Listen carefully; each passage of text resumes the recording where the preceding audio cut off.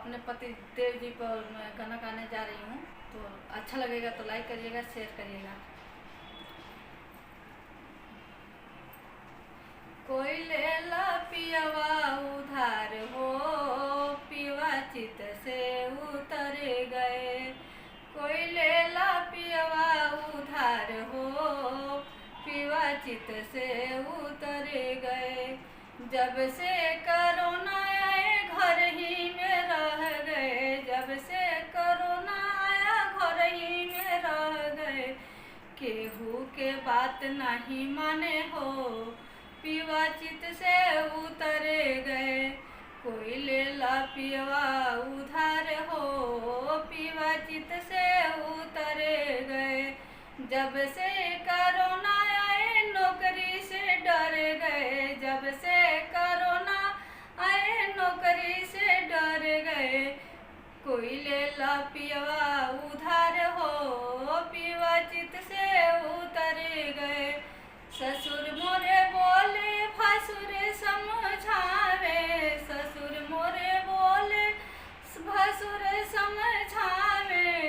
केहू के बात नहीं माने हो, पियवा चित से उतर गए। केहू के बात नहीं माने हो, पियवा चित से उतर गए। कोई लेला पियवा उधार हो, पियवा चित से उतर गए। सासु मोरे बोले ननद समझावे।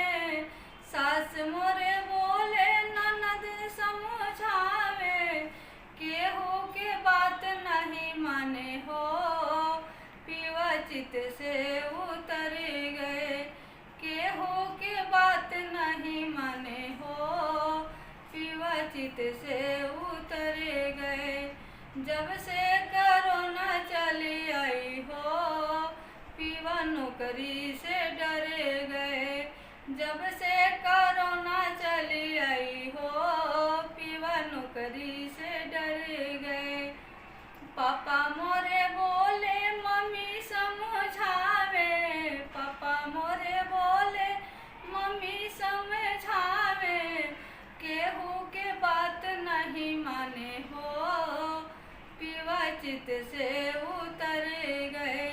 जब से कोरोना चली आइल हो, पियवा नौकरी से डर गए।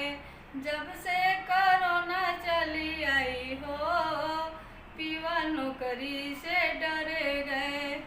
हमारी वीडियो पसंद आई होगी तो लाइक करिएगा, शेयर करिएगा, सब्सक्राइब करिएगा, शेयर जरूर करिएगा। नमस्ते।